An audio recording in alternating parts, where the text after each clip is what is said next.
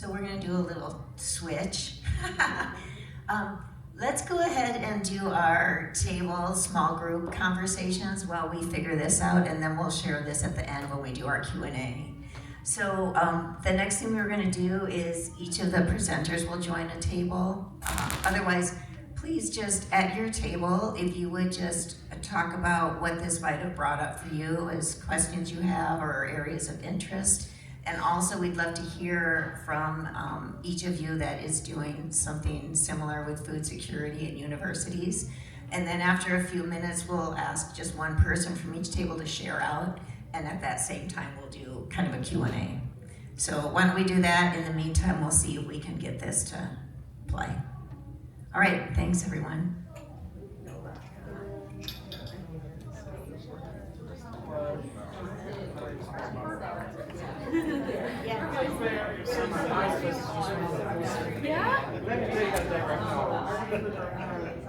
I have a very feng shui type of style.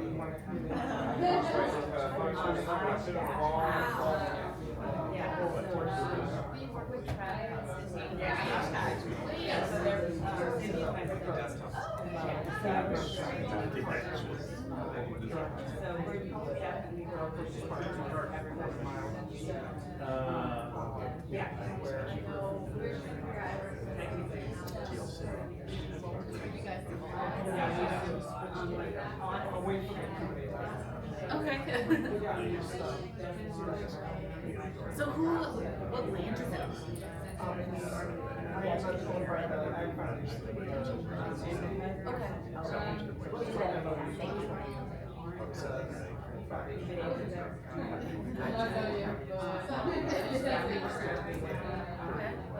Cool. And is there like a central organizer? Like cool. Jeez.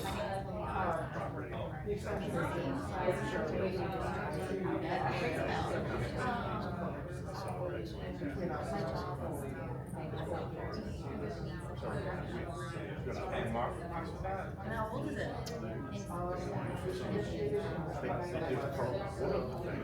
Yeah.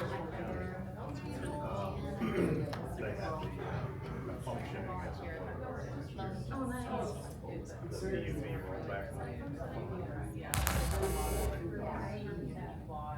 I love our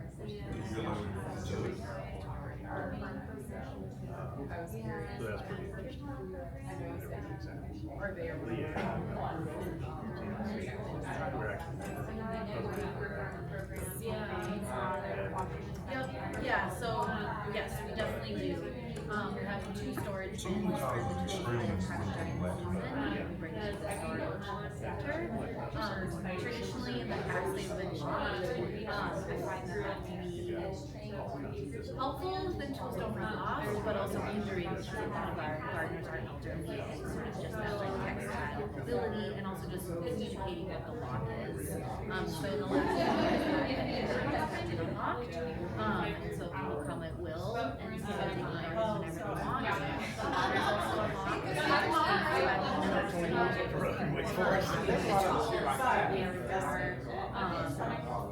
by the university as well. But the university provides a grant. But then one thing I also forgot to mention is we partner closely with Minnesota Fairview, which is yeah, and so we have a really cool program at the Cedar Riverside House where they do like a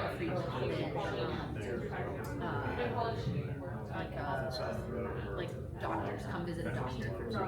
And so like the people that they support in that program, they also work with us getting them additional garden beds. And so some of that money will also be directed towards getting tools and things like that. I'm there on Tuesdays and Thursdays traditionally. Those are like my office garden days. But I also have like we have a WhatsApp group and we've got an email group and I've got like a Zoom phone number there. And so the wheelbarrows are locked. The wheelbarrows I notice don't get used very often because they have so even with thorough communication, that this is a combo. people still forget what we're talking about. And then there's so many. Tools are just kind of open access, people come with what they like. And I think one of the cool things about my position is being paid to physically work as well. Like having that like physical presence. And then also the 2 student interns, they have their own sort of transportation. So we're kind of accessible to them. No, I'm funded. So the college applied for urban ed through the so the university doesn't pay. I mean, the university holds the grant, but it's through the Department of Agriculture. That pays for that. Work in other community gardens actually. So me and my partner partner with other services in North Minneapolis. So this is kind of like southeast Minneapolis, and North Minneapolis is also a designated food area, and we host events, and then also contract with neighborhood organizations. So most of the work is around growing food for free. And one of the things that we're coming up against is land access, making sure that we still find affordable land and food on because it's not just a profitable venture. So then the second thing is how do we get profitable? So how do we support ourselves and our work, when federal funding gets frozen for like 5 months. So no solutions there yet. But one of the things that we have come up with since COVID, is we have a seedling business. So in the spring, we grow seedlings, sell them at farmers markets, and then use those funds to support sort of not larger, not like a stipend for a person, but like tools and soil and events. Yeah, cool. Yeah, totally. So you can, raise some money that way. It's not enough to pay for an hourly employer, but it can definitely support. So the work of, grants, ideals. In my go ahead. Yeah. Well, yeah, I've got that now. I'll brush it. I'll brush it now. It used to be outside.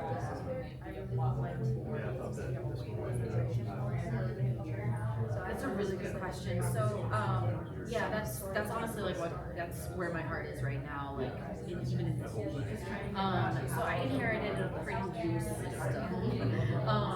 and it was kind of word of mouth. It was like you just have to show up, say you're interested, on the wait list. Which was not easily transferable once the person before me was part of a larger position. She worked in she worked with classes and students, it's like cutbacks, it's like a real employee or something like that. So she wrote a grant to Very smart. transition. And what I inherited there was she works closely with, but was very much like in her brain. And as you know, I've been working with other nonprofits and stuff, it's like once those positions of power get shifted, like a lot can get lost. So what we're transitioning to is like a apply online, a Google form. We have it in Aquatic, Somali, and we have it posted in the garden. I've also reached out to community members, such as like Emmett Fairview, getting them visible, like copies of it. So you have to apply online. It's about 5 questions. It's just asking for your name, how you want it to get a hold of you, is it text or email, asking where your zip code is, and then do you have access to a garden space right now? So that's the application. It takes about 3 to 5 years for people to get off of the wait list, and one of the things that I inherited that we learned from was a first come first served basis, and now we're doing a lottery system. So if you have applied more than 1 year, you can be put in the lottery twice, but it's still randomized. And the first come first served system is could, but that also requires me with the knowledge to be able to pass that on to them. Yeah.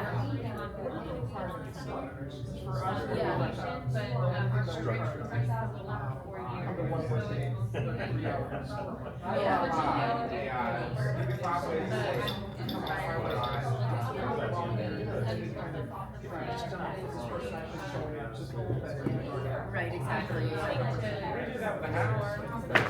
But they're there, yeah. That's a really good point. So our eligibility, and that's another thing that we're working on right now. We just formed a garden committee, so anyone can be on the committee. Right now, I think there's about like 10 to 12 of us, some staff, some faculty, me, the student teacher, and then a few gardeners. But of the 63 gardeners I reached out to, I think 4 of them responded. So it's like, it's tough. And I don't know if that's, lack of awareness, or if that's a language issue. Like I said, language is a huge thing.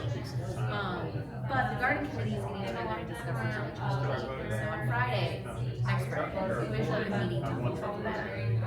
But right now, the eligibility as it stands is that you have to have a need, you don't have the space in the residence, you have to live within a mile of the community garden, and then you have to show up at least once a week to tend your lawn. Yeah. We don't have any, the communal spaces that we spoke of are relatively small, and they can be managed by our student interns. So there's no regular volunteer hours. There was in the past, this garden has been around for over 10 years. But yeah, one of the things that we do really well is accountability, and then also not more plot. So people start sending plots, and it's tricky because you don't want to be like, okay, you're tending to these plots, but how to say that that person's plot isn't actually getting food. But we're trying to switch over to very much virtual garden. So it's a food access concern. But if we can, say, hey, you're not physically coming to the garden, someone else is coming to your plot. But if it's a food access, we can actually have a Big food list access now. campus. Don't bang me. And we can get you Don't bang me. but the land and the garden really prioritize people show up. And the whole 1 mile radius is a new thing. That's not new. It used to be the Cedar Riverside Village and Sewer neighbors. And we really want to focus on 1 mile because that is really high. Because and those people can walk to the garden. Those people can swim. If you live 5 miles away, you're just not going to go to the garden. And so, yes, hopefully we get people to, be much more localized. And there's a need, the public housing, 3,000 people, and none of them have land access. Yeah. I feel like if I was Rachel, I'm just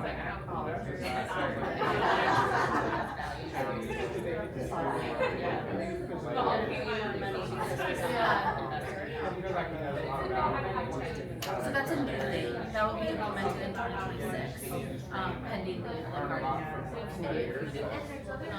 But other than that, it was pretty loose. It was just kind of come and see you want. You can see.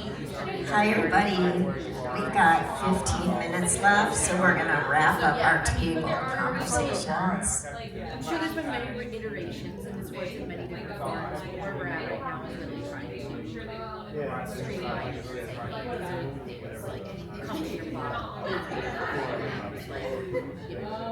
plant by name. We also have a plant by name. So this year, there was, 5 plots that were placed. It's called.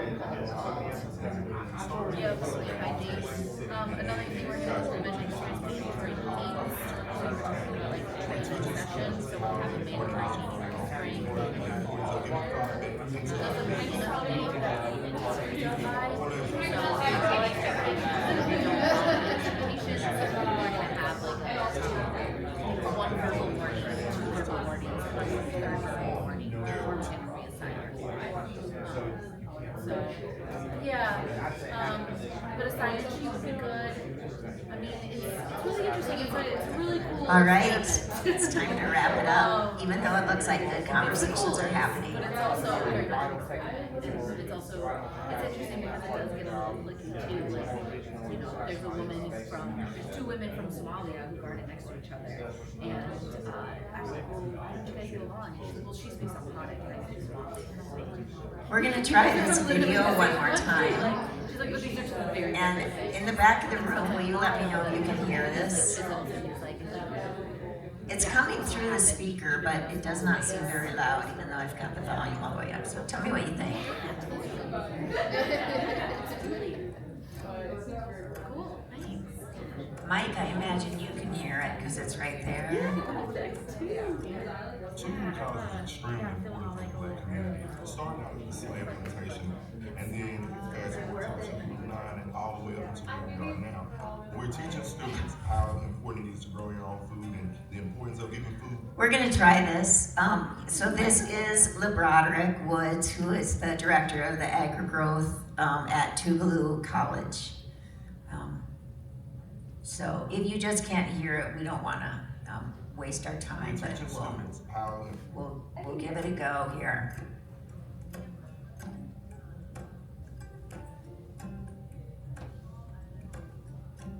Tougaloo College is extremely important for the Black community. Starting out at the slave plantation, and then fast forward to the Tougaloo-9 and all the way up into where we are now. We're teaching students how important it is to grow your own food and the importance of giving food back into the community. My name is LeBroderick. I'm the co-founder and program director of Tougaloo Agri-Growth Initiative. Many people were taken aback at the thought that a young Black man was talking about growing food or farming. They're typically accustomed to it being them working for a white man's land and being used or mistreated. We're looking at this through a totally different lens. Being able to grow your own food is powerful. Those that understand the power of you being able to come here and educate yourself, it outweighs that ugly black eye from previous history. In 1961, 9 Tougaloo students staged a reading at the all-white library in Jackson, Mississippi. When they refused to leave, they were handcuffed, arrested. It sparked a protest and it woke up the Black community to stand up. You had police officers out there throwing tear gas, sticking dogs on the protesters. A year later, the judge ordered the library to be desegregated. The Tougaloo-9 are so important to me as a Tougaloo alumni. They knew that they wouldn't be able to make any change without taking action.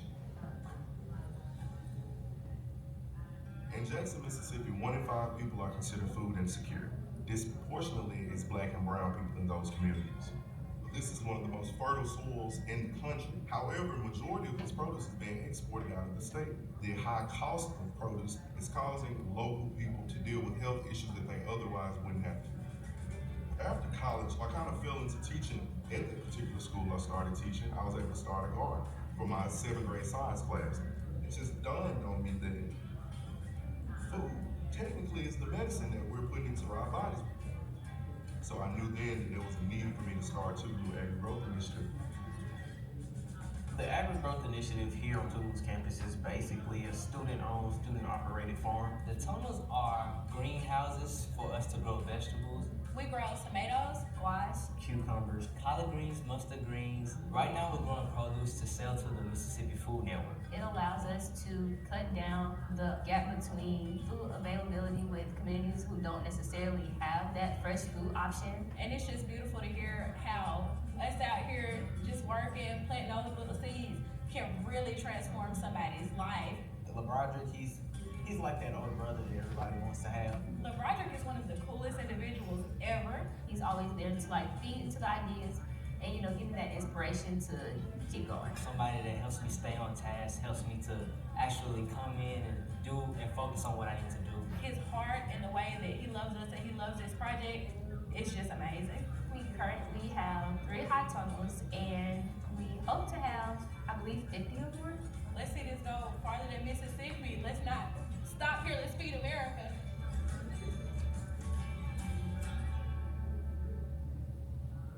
Feeding America has been one of the most phenomenal partners that the Tougaloo Agri-Growth has ever had. One of the largest things that they've been able to do is connect us with the Mississippi Food Network. We're one of the first local vendors that the Mississippi Food Network has ever had. in a place where the soil is this rich, the level of support that they've given us, we wouldn't have been able to start this farm, and they just believed in us.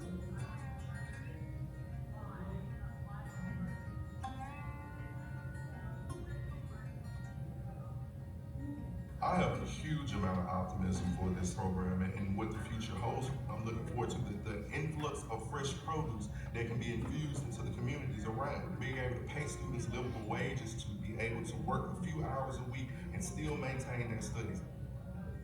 On the same soil that was formerly a slave plantation, we're now shifting the view of how Black people look at farming.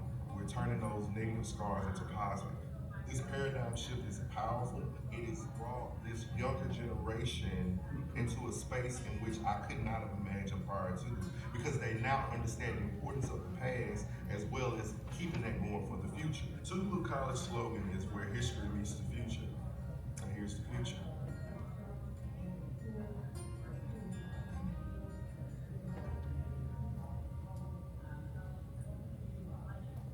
Right. Yeah. That's great. Okay, maybe we'll lead into our table discussions. John, would you mind sharing from the Mississippi Food Network perspective on your connection with Tougaloo a little bit? And then from there, if we could, let's just please everybody, either a table monitor or someone at the table, if you wouldn't mind sharing what your table discussed or some questions or high points that came out of that. Thank you so much. Yeah, so I'm going to preface this with I'm kind of new to the Mississippi Food Network and even newer to the relationship with what LeBroderick just talked about. I actually just met him last Friday at a meeting over on the Mississippi Delta in a town called Mound Bayou. Any of you know where that is? Mound Bayou is the poorest town in the poorest county in the state of Mississippi. And we met over there. Alcorn State University has a demonstration farm over in Mound Bayou, and we met over there with representatives from LeBroderick's group at Tougaloo and also some people from Alcorn. And I brought this up here because I want to get this right. They have an initiative called Fresh Farmer Training, and FRESH stands for, it's kind of a exaggerated acronym. There's multiple things packed into a single letter. It's food revival through economic empowerment, systems change, and health security. And so we had a training session that some of the people from Alcorn and Tougaloo got. It was a room full of farmers, about 3 times as many people that are in here, small African American farmers, small farms. The African Americans weren't small; they were big, stout dudes. Multi-generational farms. Some have been farming the same plot of land for 6 generations in Mississippi, and they're all kind of individual. They grow their thing, they go to market individually, and they don't have buying power, they don't have selling power. They're all, they're not, as individuals, they don't have access to the same level of insurance rates and stuff like that some of the big corporate farms have, but also cooperatives. So the purpose of that meeting was that the 2 universities were helping those farmers form a cooperative or multiple cooperatives so that they would have buying and selling power and stuff like that. And Mississippi Food Network is going to be working with that group of farmers to help them plan their growing seasons, let them know if you grow this, we will be able to buy it, things like that. And so it was exciting for me sitting in the room just watching a group of farmers who have been struggling for generations and generations, and the universities are stepping in to help them really empower them to grow and succeed in ways that they haven't been able to before. So if I keep talking about this, I'll prove to you that I don't know what I'm talking about. No, but yeah. Anyway, that was kind of in addition to what LeBroderick showed, the on-campus student farm that they have. They're also working with a lot of local farmers in the Mississippi Delta. So exciting to see what's going on there. Wonderful. Thanks for that spur of the moment sharing. Appreciate it. Any table monitor, anybody at a table ready to go? Would like to take the mic next?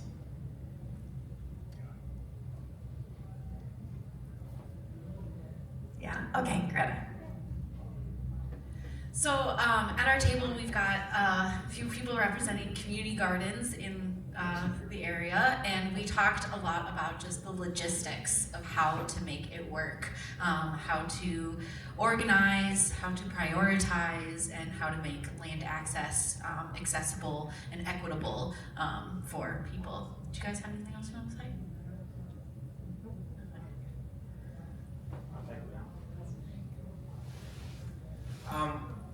I'm fairly new, and my role as a food security coordinator for my county, and been with Cooperative Extension for several years now. One of the things I keep hearing over and over again is that meat is a huge obstacle, acquiring meat at an affordable price. So first of all, I was intrigued, and I was hoping you would share a little bit more insight into the process you have in partnership with 4-H to source, I assume, project animals, meat, to get to food pantries, and also was just wondering if others have been successful in navigating barriers and getting meat from farmers into to food banks and pantries around your counties or your areas. Just curious to hear what's going on there.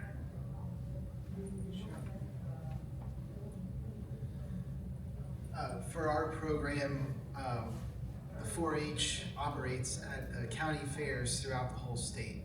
So there's over 100 fairs, and 4-H generally works with the youth to showcase those project animals. They sell the animals, and then not all of the fairs, but many do participate in our program where it's called Bid Buy Donate. So they sell the animal at the fair. The donors or the individuals that buy the animal can donate it to the food bank, and then we have our state funds that we use to cover the processing at a USDA shop. So when they sell the animal, the kids keep the full value of the sale. The donor, the person who won the bid, donated the animal, is eligible for a tax benefit. We give them, a letter confirming the donation on proper letterhead. They compare that with their receipt from the fair.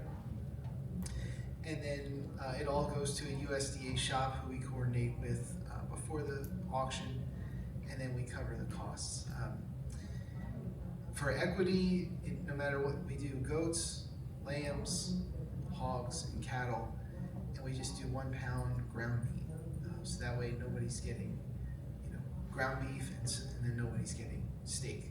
So it all just turns ground. It does very well. The goat and lamb, that does well too. But working with the fairs and the auction system that they have set up is kind of the grease on the wheels to help the whole project go. How many animals or pounds would you say yearly? Well, we're adding that up now for the season that just ended. The last fair was in October. And I want to say last year it was like 38,000 pounds. And there was over 400 animals donated. And that's like 30 fairs across the whole state the whole summer. So some fairs might have 3 or 4 animals donated, and some have dozens and dozens. But we coordinate and work with the USDA processors and the food banks and the local pantries, because that meat gets donated to the community where the fair is located. So it doesn't come and go to, Harrisburg and then get distributed there. If it's from Tioga County, it stays in Tioga County. So that's another benefit, is kind of selling donors, is that this meat is going to also get distributed to your community, not another area serviced by the food bank. And the donation letter comes from Feeding Pennsylvania? We'll do one, but it usually either comes from the food bank, which is a nonprofit that can acknowledge the donation, or the individual food pantry that distributes the food to the families. So we acknowledge that there's a donation, this many pounds were distributed, and then the value comes from the receipt that they get at the fair. And then it's up to them. And then we always say, like, please consult your tax professional. Like, we're not gonna tell you how much you're gonna get back, but work with your tax professional to do it properly. Anyone from the other tables? Give some reflection.